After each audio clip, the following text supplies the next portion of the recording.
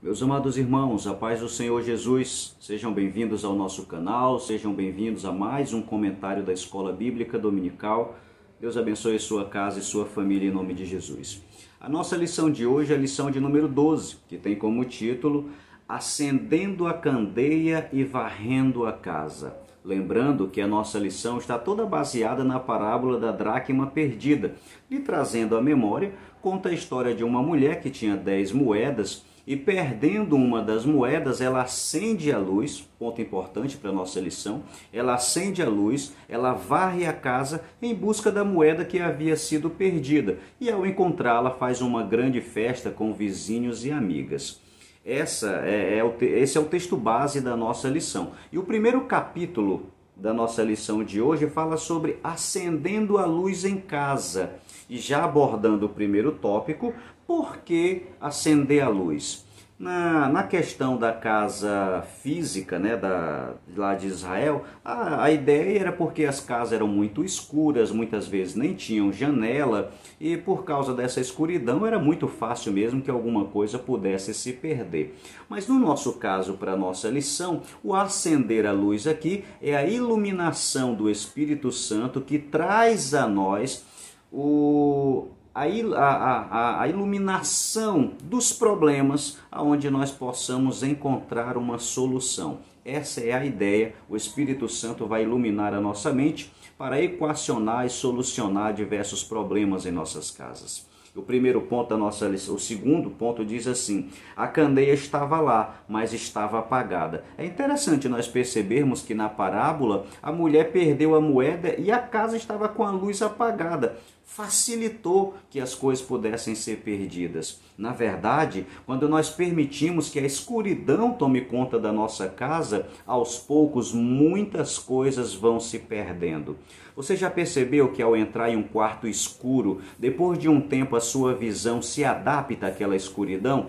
Pois é, muitas vezes nossa casa está correndo ladeira abaixo, vários problemas se acumulando, problemas de relacionamento, problemas familiares que não são resolvidos e aos poucos a escuridão vai tomando conta da nossa casa. A luz está lá, que é a pessoa do Espírito Santo, a palavra de Deus, no entanto a nossa casa cada dia está se perdendo na escuridão. Precisamos fazer igual a mulher da parábola, acender a luz e verificar quais são os problemas. Aí nós entramos no terceiro ponto. A luz acesa constrange. Sabe por que constrange? Porque ao iluminar, mostra os problemas. Na escuridão, você não vê uma tinta que está mal pintada, uma parede mal pintada, uma mesa que está cheia de poeira, mas ao acender a luz, você percebe os problemas que tem naquela casa. Assim, é a pessoa do Espírito Santo que ilumina nossa mente para enxergarmos os problemas que precisam ser resolvidos. O quarto ponto da nossa lição, o quarto tópico do primeiro capítulo, essa luz não vai limpar a sujeira. E é verdade, o Espírito Santo ilumina o problema para que nós possamos enxergar uma coisa que precisa ser tomada uma decisão da nossa parte e fazer as mudanças necessárias dentro da nossa casa. O Espírito Santo ilumina minha mente, clareia a situação para que nós possamos enxergar para poder resolvê-la. Isso é muito importante. A luz, ela ilumina, a luz, ela orienta, a luz, ela mostra o problema. No entanto, nós é que precisamos resolver o problema. O quinto tópico diz assim: a luz mostra a vassoura. Olha só, a luz não limpou, mas a luz mostrou como poderia se resolver o problema, ou uma forma de auxiliar na solução do problema. A mulher da parábola, quando ela acende a luz, ela enxerga a vassoura. A vassoura foi usada como instrumento para limpar a casa, para poder encontrar a moeda. Sabe o que é a vassoura? A vassoura é a palavra de Deus. O Espírito Santo ilumina nossa mente para percebermos que algo precisa ser resolvido e ele nos dá a sua palavra como orientação para resolver. Só que quem varre a vassoura, meu irmão, somos nós mesmos. Isso quer dizer que o Espírito Santo, ele conta conosco, ele vai nos iluminar, ele vai nos dar instrumento para limpar. No entanto, o serviço da limpeza é nós que fazemos. Eu sei o quanto é difícil chamar um cônjuge para conversar, chamar um filho para conversar. Às vezes é mais fácil conversar com as pessoas de fora do que as pessoas de dentro de casa. Mas, meu irmão, se você quer o bem da sua família, lute pela sua casa, solucionando problemas para que não se torne uma bola de neve. E o Espírito Santo certamente vai lhe ajudar. O segundo capítulo da nossa lição traz agora a parte de varrer a casa. Tratamos sobre a luz que foi acesa, agora varrer a casa. Vamos dar uma boa corrida aqui porque a nossa lição é muito grande, tá bom? Varrendo a casa. O que é a vassoura? A vassoura é a palavra de Deus. E o primeiro tópico da nossa lição diz: começando a limpeza pelos quartos do filho. Meu irmão, talvez esse seja o tópico mais importante da lição. Iniciar a limpeza pelos quartos do filho. Meu irmão, os nossos filhos, eles têm privacidade, ou eles devem ter privacidade? Devem sim, meu irmão. Devem ter privacidade no banheiro, devem ter privacidade quando estão se trocando de roupa. Fora isso, meu irmão, filho não deve ter privacidade com relação aos pais. Os pais devem ter liberdade e acesso aos filhos a hora que bem entender. Não tem essa de quarto fechado, não tem essa de não olhe no meu celular, não tem essa de não olhe no meu computador. É seu filho, é sua responsabilidade. A Constituição Federal diz que é inviolável a privacidade. No entanto, ela também diz que é responsabilidade do pai, não a Constituição, mas o Código Civil diz que é responsabilidade do pai, responsabilidade da mãe, todas as ações dos filhos. Cansei de ver pela TV, a PM prende o menino, a polícia prende o garoto, aí cheio de droga, cheio de dinheiro de tráfico, cheio de coisas erradas. O pai não sabia de nada. Não tem essa, meu irmão. Você é culpado. O pai é o responsável direto pelo filho e não tem essa de não sabia. Se está sobre a sua tutela, você é o responsável pelos seus filhos. Logo, meu irmão, assuma esta responsabilidade não apenas por obrigação, mas por zelo, porque você ama o seu filho e precisa cuidar dele. O segundo tópico do capítulo 2 diz: varrendo o computador e o celular dos filhos. Eu posso mexer no celular? Se você pode, você deve olhar o computador, você deve olhar a bolsa do seu filho que ele leva para a escola, você deve, meu irmão, fuçar sim. O meu filho, ele vai achar que eu não confio nele. Meu irmão, isso é zelo, não é falta de confiança. Você precisa cuidar dos seus filhos, porque o mundo está aí para levar o seu filho para a perdição.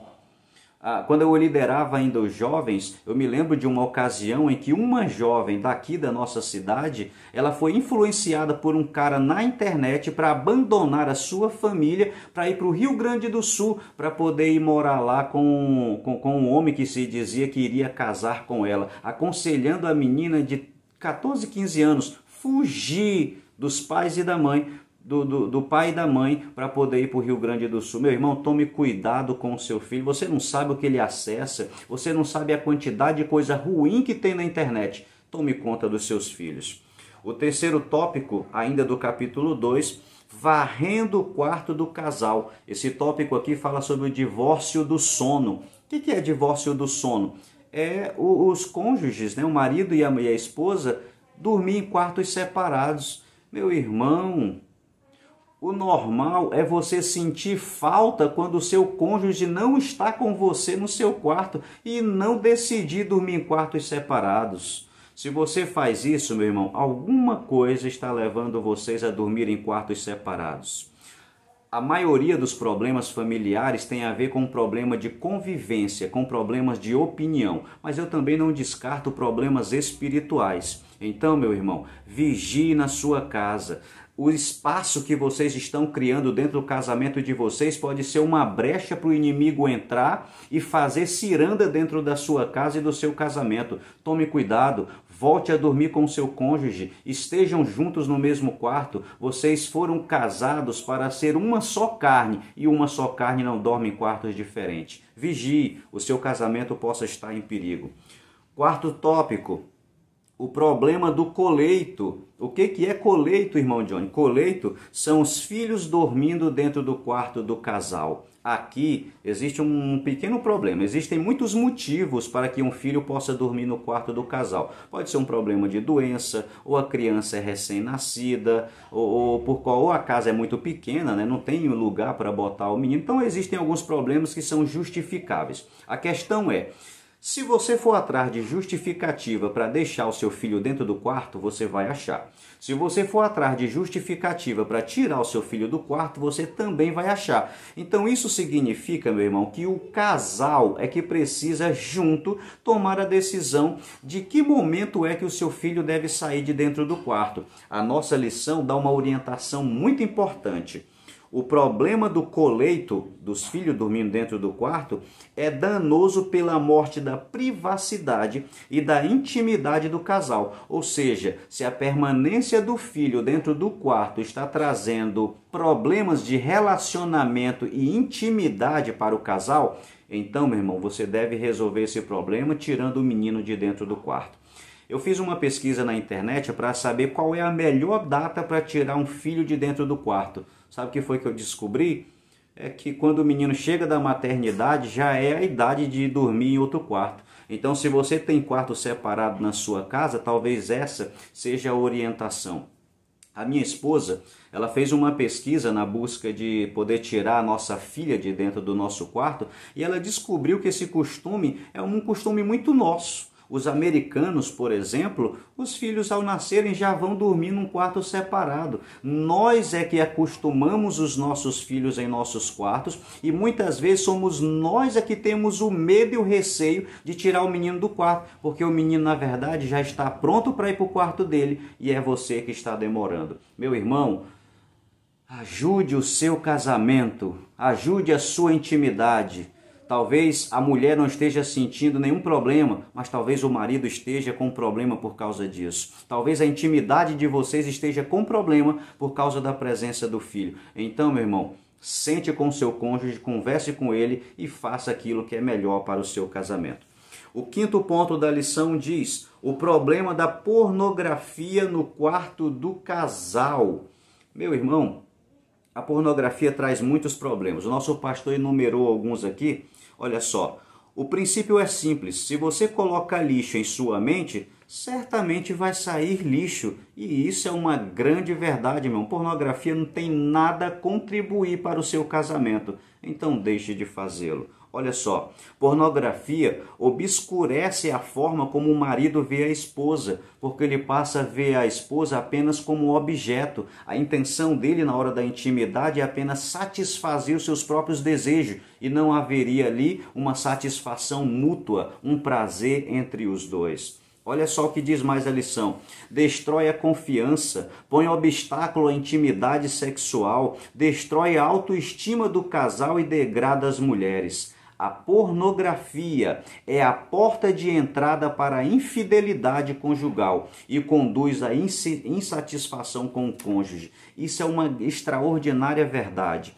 Quem dá muita luz ou muita vontade, quem se entrega à pornografia, acaba achando que o relacionamento com a sua esposa já não é mais o suficiente. E ele começa a pensar em pular cerca, começa a dar vazão à infidelidade por causa da pornografia. Meu irmão, vigia, cuida dos seus olhos. A Bíblia Sagrada diz: não porei coisas má diante dos meus olhos. Está nos Salmos. Tome cuidado com aquilo que você assiste. Se o seu corpo, se os seus olhos tiverem luz, todo o seu corpo vai ter luz. Mas se os seus olhos forem tenebrosos, até o seu corpo, meu irmão, vai ser tenebroso.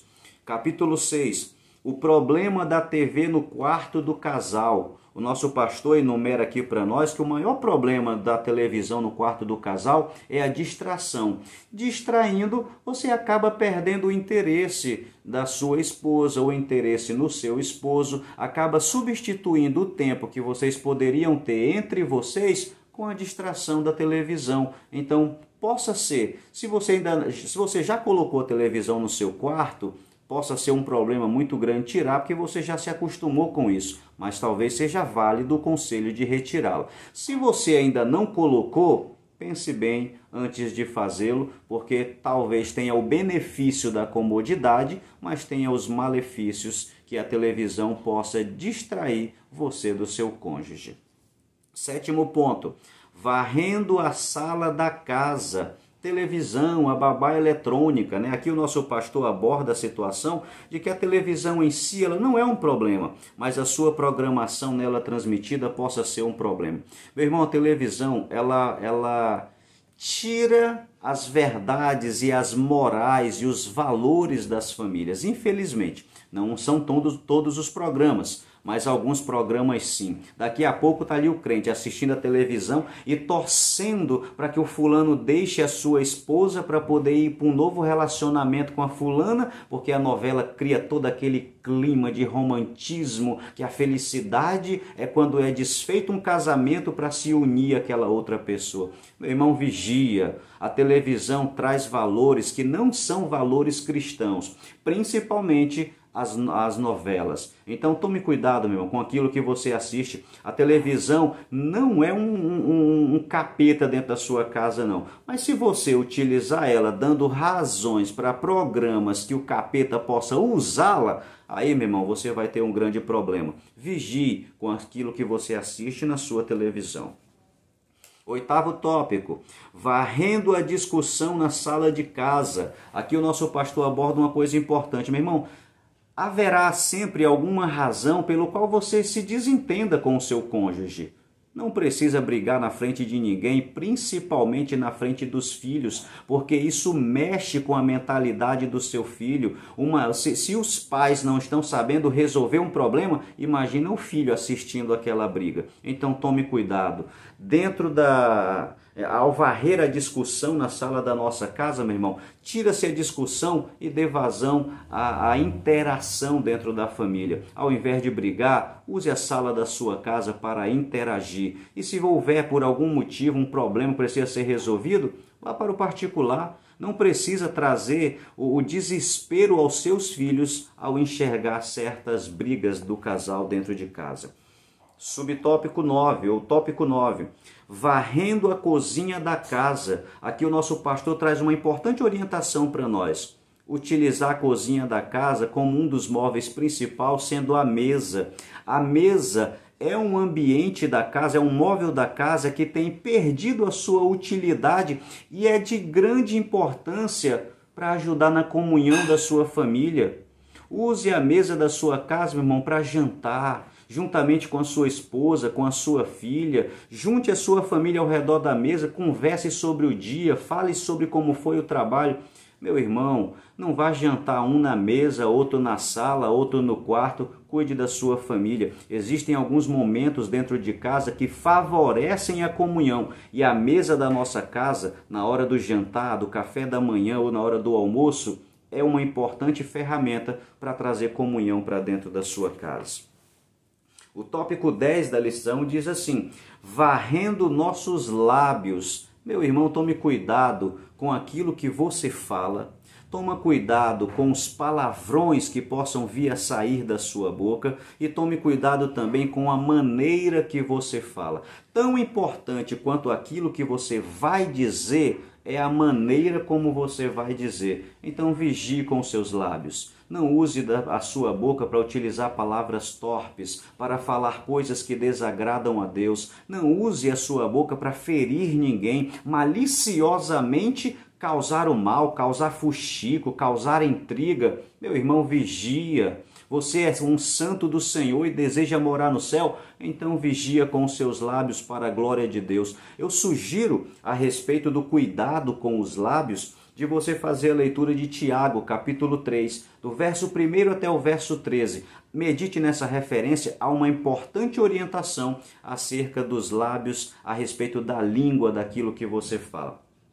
O último tópico da nossa lição, o tópico 11 do capítulo 2, varrendo nossos pensamentos. Meu irmão, a Bíblia Sagrada diz, pensai nas coisas que são de cima e não nas coisas que são da terra. Pense em coisas saudáveis, coisas que possam contribuir para o relacionamento da sua família e também para o seu crescimento espiritual. Eu separei um texto aqui em Filipenses capítulo 4 e verso 8. Olha só que versículo extraordinário. O verso 8 diz assim: quanto ao mais, irmãos, tudo que é verdadeiro, tudo que é honesto, tudo que é justo, tudo que é puro, tudo que é amável, tudo que é de boa fama, se há alguma virtude e se há algum louvor, nisso pensai. Ocupe a sua mente com coisas boas. Isso vai servir para seu crescimento espiritual e também vai favorecer o relacionamento da sua família.